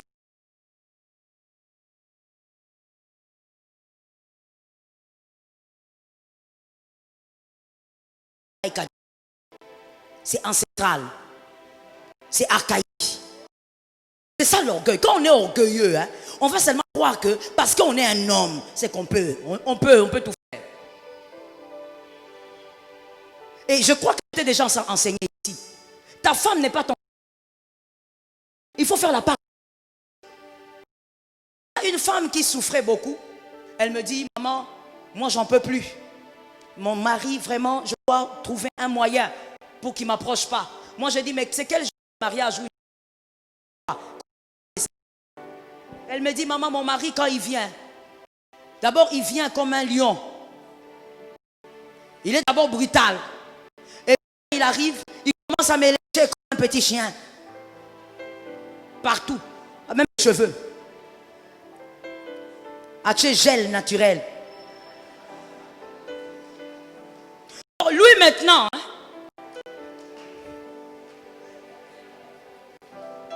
même si tu m'intimides, je vais aller parler toujours. Maintenant, lui, maintenant, il pense que l'orgueil, il a un peur. Même aller voir, si tu as honte, va voir même ton pasteur. Hein, voilà pourquoi dans l'église, les églises équilibrées, il y a des pasteurs hommes, il y a des pasteurs femmes. Va voir ton pasteur homme, dis-lui, papa, bon, moi, normalement, je fais comme ça avec ma femme, mais je ne sais pas si c'est bien. Il ne faut pas seulement parler à quand il y a des problèmes. Il faut peut-être des fois aller parler pour te mettre un peu à jour. Pour te mettre un peu à jour. Et là, on y évolue à côté. Même science, et ça, nini. Mais il y a un système en archaïque, antique, à cause de l'orgueil. J'avais dit au début, on fait plaisir à l'autre selon ses désirs à lui. Voilà pourquoi celui qui est humble n'aura pas de problème de satisfaction avec son mari ou avec sa femme. Parce que la femme qui est humble va demander à son mari, est-ce que c'est ce que tu aimes? Est-ce que c'est ce que tu veux? Mais il y a des femmes, même pour parler seulement, c'est ce que tu veux. Elle regarde en bas. Elle regarde en bas pourquoi? Azayaya. Elle peut même pas parler à son mari pour lui demander, est-ce que c'est ce que tu veux? Est-ce que c'est bien comme ça? Non, non, non. Et pareillement pour l'homme, il ne peut même pas se renseigner auprès de sa femme. Je dis à un homme, renseigne-toi. Je n'ai pas entendu. Et ce qui est bizarre, c'est que pourquoi j'entends les célibataires? Vous faites quoi? Vous voyez les systèmes. Je dis aux hommes mariés, renseigne-toi. Va auprès de ton pasteur, renseigne-toi. Les femmes mariées, renseigne-toi aussi. Sois humble. Ne te dis pas, écoutez, ici surtout en Afrique, le silence ne veut pas dire la satisfaction. Beaucoup de femmes souffrent dans le foyer parce qu'on leur a appris que la femme ne doit pas parler de ces choses. Si tu parles de ça, on va t'appeler Ndumba. Si tu parles de ça, ton mari va te dire, toi tu étais prostituée, tu as appris ça où? Beaucoup de femmes souffrent dans leur foyer ici à cause de cette réalité. Mais quand vous êtes humble, en tant que mari, tu vas écouter ta femme sans juger. Tu vas simplement comprendre que, ok, elle ne fonctionne pas comme ça. Elle fonctionne plutôt comme ça. Et si je marche comme ça, nous serons heureux. Et vice versa. Que l'Éternel aide un homme ce soir. Que l'Éternel aide une femme ce soir. Tu peux acclamer le Seigneur, c'est lui qui est Seigneur. Le Dieu qui va restaurer ton foyer est Seigneur. Le Dieu qui va restaurer ton foyer est Seigneur. Que Jésus se souvienne de toi. Un instant, s'il te plaît. Un instant. J'ai perdu de vue. Hani, est-ce que tu aimerais dire quelque chose? Je peux diriger la prière. Nous allons nous lever tous et nous allons diriger, nous allons entrer dans les moments de prière. Le diable ne doit pas venir régner chez toi. N'oublie pas que le diable, il est le père de l'orgueil. C'est lui qui a initié l'orgueil. C'est par orgueil qu'il a voulu défier Dieu. En Dieu, il n'y a pas d'orgueil. Qui a dit Amen? Je reprends ça. En Dieu, il n'y a pas d'orgueil. En Christ, il n'y a pas d'orgueil. Voilà pourquoi il a accepté de mourir nu à la croix. Un homme de 33 ans. Il était humble jusqu'à mourir sans vêtements. Parce qu'en lui, il n'y a pas d'orgueil. Ce qui comptait pour Christ, c'est toi. Nous allons chasser le père de l'orgueil de nos familles. Ah bon? Je disais, nous allons chasser le diable de nos familles. Nous allons chasser le père de l'orgueil de nos foyers. Je déclare et tu dis, au nom de Jésus, l'orgueil sort de ma vie. Par l'autorité de Dieu. Par la puissance de Dieu. Par la force de Dieu. Par l'onction de Dieu. Par l'autorité du Saint-Esprit. Commence à déclarer au nom de Jésus. L'orgueil ne doit pas faire partie de ta vie. C'est Jésus qui soutient. C'est Jésus qui rend les choses possibles. Que le Saint-Esprit t'aide à être délivré de l'orgueil. Libéré de l'orgueil. Au nom de Jésus. Au nom de Jésus. Délivré de l'orgueil. Si ton orgueil provient de la famille paternelle ou maternelle, déclare que tu dois être libéré de l'orgueil. L'orgueil amène à la chute. L'orgueil amène à l'humiliation. L'orgueil amène à l'abaissement. L'orgueil ôte la gloire de Dieu. Seigneur, délivre. Jésus délivre. Jésus délivre. Dieu de grâce délivre. L'agneau de Dieu vient à notre secours et délivre. Le rocher des âges délivre. Merci Saint-Esprit. Bien-aimés, lèvons nos mains s'il vous plaît. Faisons une prière, évidemment comme les autres, une prière d'enfant de Dieu. Nous allons dire au Seigneur, Père, délivre-moi de l'orgueil. Je suis d'accord avec ceux qui ont dit Amen. Nous allons dire à Dieu, Seigneur, délivre-moi, moi de l'orgueil. Je suis orgueilleuse, je suis orgueilleux, délivre-moi. Je veux déclarer, tu vas dire, Seigneur, délivre-moi. Par la grâce de Dieu, par la puissance de Dieu, je ne t'entends pas. Par l'autorité de Dieu, je viens humblement ce soir.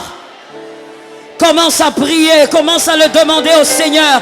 Prie le Seigneur qu'il te délivre de l'orgueil, qu'il nous libère de l'orgueil. Au nom de Jésus, Seigneur, délivre-moi de l'orgueil. Seigneur, ôte l'orgueil en moi.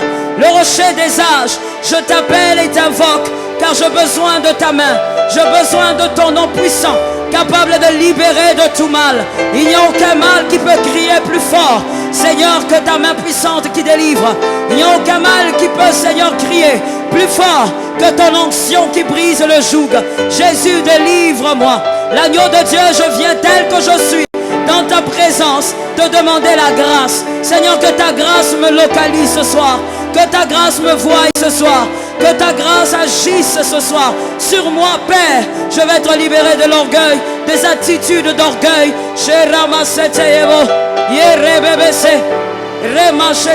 Je vais être délivré des attitudes d'orgueil. Seigneur, soutiens ma vie. Jésus, soutiens mon âme. Mon Seigneur et mon Dieu. Je vais être, Seigneur, dans l'humilité et vivre dans l'humilité. Que tu sois capable, Père, de voir en moi l'humilité transmise par toi, le rocher des âges. J'ai besoin de ta main puissante, une main qui aide, une main qui délivre, une main qui sort du mal. Robostai, Seigneur, délivre-moi de ces ténèbres. Jésus, délivre-moi de ces ténèbres. L'agneau de Dieu, qui a une différence entre moi et celui qui ne t'a pas encore choisi. Une différence entre moi et celui qui ne t'a pas encore pris pour Seigneur et Sauveur. Qui a une différence entre moi et celui qui est encore dans le monde. Jésus, ta grâce. Oh, j'implore la grâce de Dieu. J'implore la grâce de Dieu. J'implore la grâce de Dieu. Living Jesus, j'implore ta grâce. Living Lord, j'implore ta grâce. C'est par toi que je serai délivré. C'est par toi que j'aurai une vie nouvelle. Par toi que j'aurai, Seigneur, une vie remplie de grâce et délivrée de l'orgueil. Arracher, Seigneur, les racines d'orgueil. Délivre, Saint-Esprit. Par ta grâce, délivre. Par ta grâce, délivre. Au nom de Jésus. Lève tes mains, s'il te plaît. Que ce que je remarque, bien-aimé, ne soit pas pour toi. Quand il faut prier pour ton âme, prie autant que tu pries pour chasser les démons. Il ne faut pas avoir trop des ailes pour chasser les démons. Et quand tu pries pour ton âme, tu pries avec mollesse. Tu commences même à regarder les gens. Non, prie avec ferveur. Nous allons déclarer 3 fois. Ceux qui sont derrière, lèvent les mains, s'il vous plaît. Nous allons déclarer 3 fois que toutes les racines d'orgueil soient déracinées au nom de Jésus. Et nous allons parler de nos familles. Nous déracinons ces choses de nos familles. S'il y a des choses que l'orgueil a imposées, que ce soit déraciné par ta foi ce soir. Nous déclarons que toute racine d'orgueil soit déracinée au nom de Jésus. On le fait 3 fois, on y va. 1, 2, 3. Je ne t'entends pas. Au nom de Jésus. Au nom puissant de Jésus. Prophétise et déracine ces choses. Déracine ces choses. Déracine ce que tu ne vois pas. Tu as le pouvoir sur le visible et l'invisible. Déracine ces choses. Ces choses qui ont été placées depuis des générations à cause de l'orgueil. Au nom de Jésus. Au nom puissant de Jésus. Je me lève contre cette force. Je me lève contre ce pouvoir qui a pris place dans ma famille, qui a pris place et qui a commencé même à pousser des racines. Je viens arracher au nom de Jésus ces choses au nom puissant de Jésus. Je viens arracher cette force qui s'est étendue dans ma famille à cause de l'orgueil. Je viens arracher par l'autorité du Saint-Esprit. Je viens arracher, remocheter. Je déclare par l'autorité de Jésus qu'une nouvelle semence s'impose. La semence de l'humilité. La semence de l'humilité. Je pose.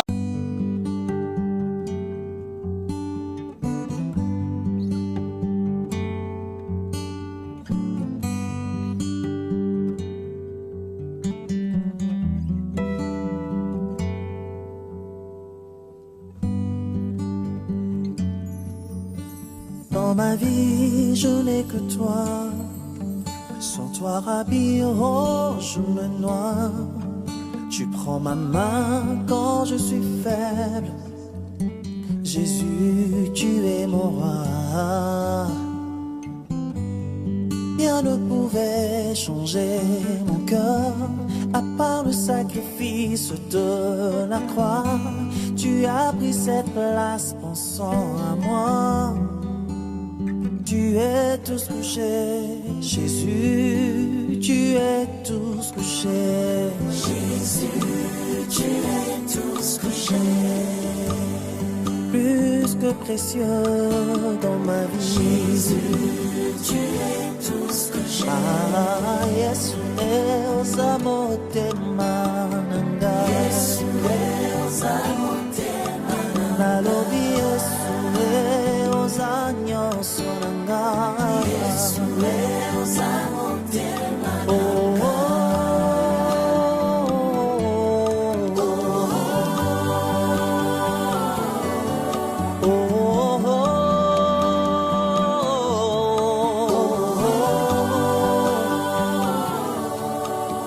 Fallu du temps pour comprendre qu'il y avait un roi qui m'aimait autant, qui a pu donner même sa vie pour moi. Un tel sacrifice, personne ne l'a fait pour moi. Tuluka, Tuluka, nani yango nani akome mekulusu oya mosusu. Yesu nangayo saelumbe.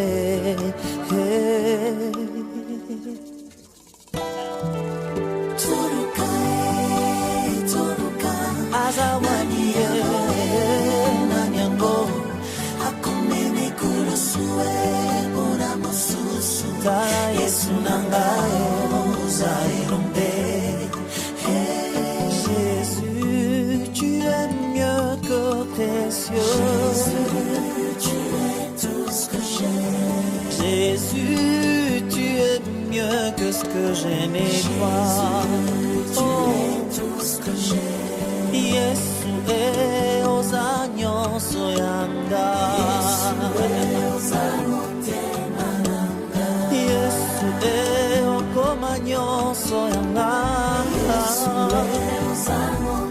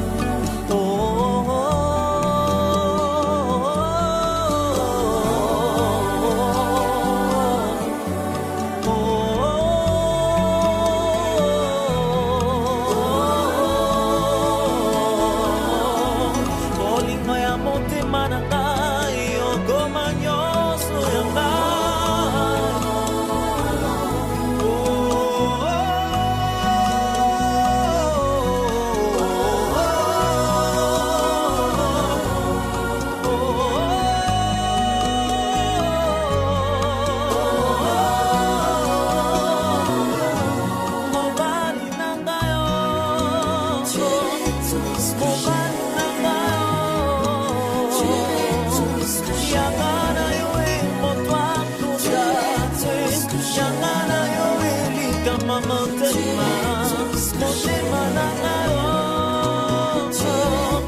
motema na ngayo opekisa te o nakoyoka te motema na ngayo mobali ya libala Yesue nayokaka yo nalandaka yo natosaka yo nabangaka yo nalandaka yo okoma nyonso motema na ngai okoma nyonso mabanzo na ngai oyo nani alelisaka ngai ata babeti te o nani alobisaka ngai monoko asika Yesu ya motema Yesu